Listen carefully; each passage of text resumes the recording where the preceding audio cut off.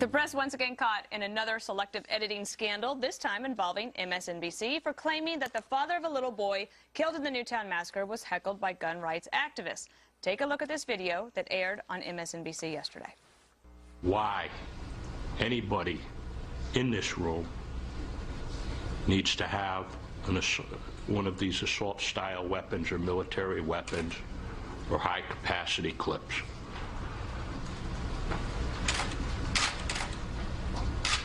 And not one person can answer that question or give me any. No, it shall not be infringed. All right. Please, no comments while Mr. Heslin is speaking, or we'll clear the room. So here's the part, though, that they didn't show you. I ask if there's anybody in this room that can give me one reason or challenge this question, why anybody in this room needs to have one of these assault-style weapons or military weapons. So, Greg, yesterday you did something that no one else had done before 5 o'clock. It seemed you actually watched the video. Yes. I thought you said went to a bar and got drunk. Yeah, no, it wasn't just MSNBC that missed this. You know, Piers Morgan, Anderson Cooper, David Frum, everyone fell for this. It was just like the moon landing. And why did they fall for this? It's because it feeds your assumptions. Journalists don't know any gun owners. And so they assume that all gun owners are evil and wrong people with dark thoughts. It fed into their storyline, and they didn't want to give it up. And the storyline really is that gun owners are basically really bad, probably racist rednecks. And this is how they really feel, and this is how they really act. I will say this. Here's a solution, I believe, is we should have a journalist-American exchange program where we send one journalist to an American family somewhere in the Midwest or the South where they can live with them and see what guns are like, which are essentially like umbrellas, except they protect you from pain instead of rain. And there is I will say this is also a solution to our country's polarization when everybody unites in the belief that David Frum is a tool. That's definitely an achievement. I think no labels in this case actually worked. Do you want to explain who he is? No. Okay. So he's a former speechwriter, and he has a blog, and he writes a lot. And he had tweeted about it yesterday. Then late, I think today, he sent out something that said, "Okay, maybe I jumped the gun." And in the world of social media, maybe that's what happened. But Kimberly, do you think there's more to it that journalists just want to be there? So they want to be there first, and they want to be there sensationalistically. And they got caught doing this before. Remember on NBC, they edited the Trayvon 9/11 tapes, and then that got to be 9/11 tapes, and that got to be a big thing. And then on there was the Under God. Remember they edited out the Under God thing in the montage of the Pledge of Allegiance. Also, when they edited out the skin color of a Tea Partier who was carrying a gun. Do you remember that? No. Well, they made it was a black man. They made him look white because they didn't believe they wanted it to be the gun owner to be white. Again, playing to the storyline that Tea Partiers were racist. Well, okay, I'm going to get Kimberly's thoughts on this because having his testimony, Mr. Heslin's testimony yesterday, was really important for that hearing.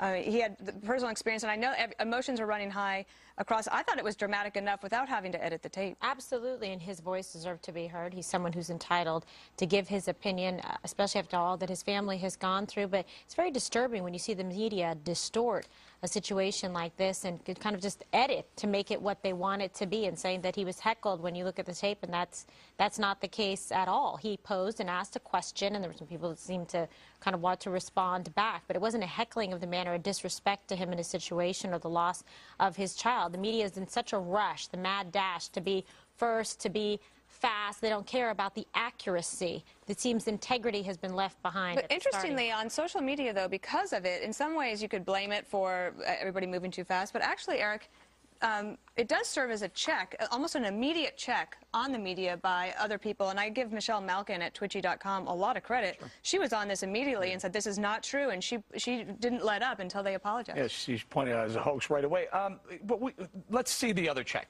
Let's see if the lefty websites like Media Matters goes after Martin Bashir for an edit that's just a complete egregious misinterpretation of what actually happened. That gentleman said, can anyone stand up and say anything? People did not answer for 5 seconds. They edited together an answer right up against when he said, will anyone stand up and say, and made it look like a heckling. It wasn't actually a heckling. He asked the second time, and then people said something. You're not supposed to talk in court. It was clear that the man was looking for someone to say something. They got that. Martin Bashir made it look like something it wasn't, completely wasn't. But let's see if these Media Matters types go after Martin Bashir. I have a hunch they won't. No, But only us if we go ahead. And by the way, we edit stuff, but we edit stuff when things are too long. We don't take things out of context the way that he did. Bob, do you have any thoughts on We don't chop it, Bob. No. First of all, I fell for this yesterday. I was going to use it for my one more thing. And Greg, fortunately, said, you better take a look at this whole film. And I did, and he was right. Although I will say this, I mean, frankly, I don't care how many times he asked, given the fact he lost his kid, I think I would have just kept my mouth shut. That's not the question, though. Well, no, it was the selective editing. Bringing it together it fooled me, and I got it off the front of Huffington Post, and so it was you know, I fell for it. But would you agree it's inexcusable for the media to do that? They're not reporting the news. I think it is inexcusable. I also think it was bad taste for people to answer the question. They're manufacturing the news. How is that okay? But no wonder America distrusts journalists and hates most of the media. Each day you're lied to by bitter hacks who really do think you're stupid. They think you're stupid, and they hate Fox News as a proxy for America. It's like because we don't fall in line and do this stuff. His editing, though, Greg, is laughable. If you remember during the election, he was going after Mitt Romney and putting stuff together just made absolutely no sense. If you look carefully, you can see there were clear differences in the edit. I mean, if you watch, I don't even know why you'd even watch it. The guy hasn't even been relevant since Michael Jackson.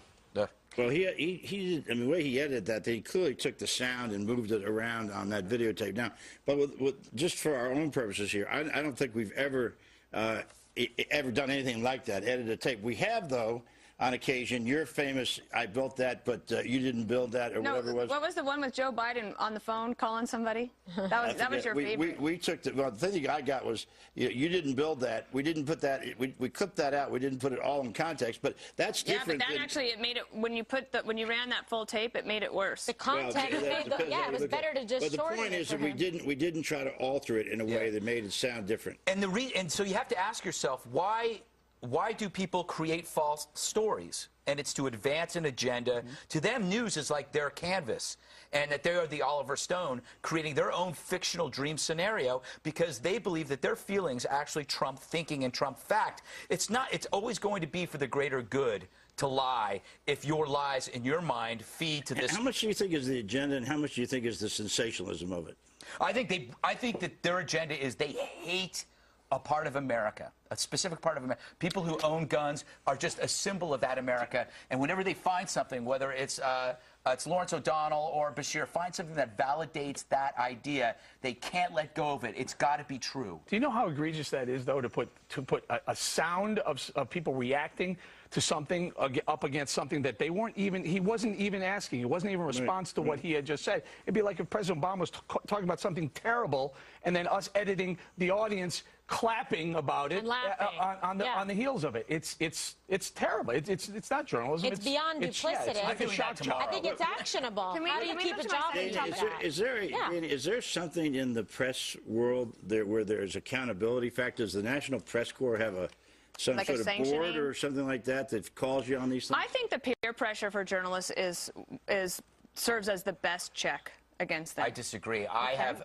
instituted a journalistic spanking program where when this happens, they actually have to come to my apartment and I spank them vigorously. So are you looking forward to spanking? There's a lot of that inside your apartment. Yeah, for some it's not a deterrent. Okay, gotcha. See, a lot of journalists... Now you have someone else issuing the spanking. I hear Martin Bashir's at your door right now. They're going to light up your Twitter world.